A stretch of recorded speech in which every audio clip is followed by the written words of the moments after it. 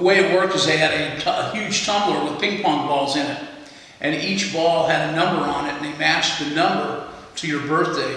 For example, my birthday was August 2nd, and the number of ping pong ball that they drew that matched August 2nd was number 28, meaning that I was going to be in the 28th position of 365 days of all the kids that were born that year to be drafted into the United States Armed Services. Did they pull all the numbers out on one night? They pulled them all out at one night, one at a time.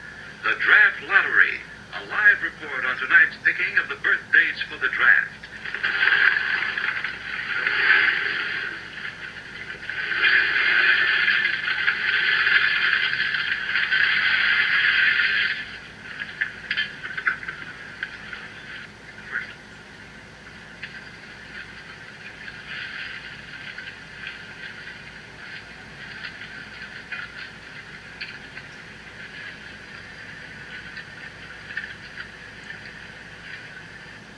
September 14th.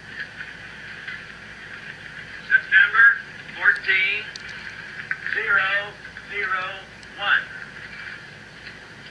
001. Wow. Were you watching with family, with friends, by yourself? I was actually in college, Okay. and I was a freshman in college, and I was watching with a bunch of my friends in the student center. And it was very ironic. A student that went to school here, he was a good friend of mine, his name was Johnny Gallegos.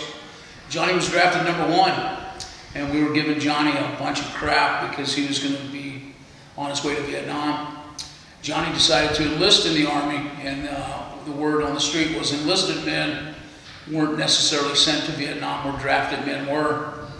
About 2 hours later, my number appeared, it was number 28, and it was Johnny's turn to turn the tables on me. There are 366 numbers to select, one for each birthday in the year, plus one for February 29th, the leap year. The ceremonies began at 8 o'clock.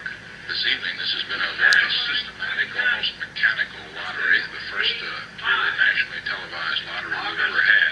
My situation was that I wanted to borrow some money from my mother to go on a date with a girl at school. And my mom's told me that there was a letter waiting for me at home from the United States Selective Service and the U.S. Armed Forces. Would you like me to open it? And I said, sure. And it told me that I was to report at 1800 South Street at 08 o'clock in the morning, 0800 hours in the morning, on the next following Monday for my physical and mental induction into the United States Armed Services. Oh, wow. Which I went, flew home from Grand Junction, where I was going to school at Mason College, and was in the courthouse with about 500 other young men of my age, and we all went through the same physical examination and mental examination, and I was determined to be what they call 1A, which means ready to go to the Armed Services. Then I was told to go home and wait for my letter from the Armed Services telling me where to report for basic training. In the meantime, the draft went to the Supreme Court, and the Supreme Court declared the draft unconstitutional.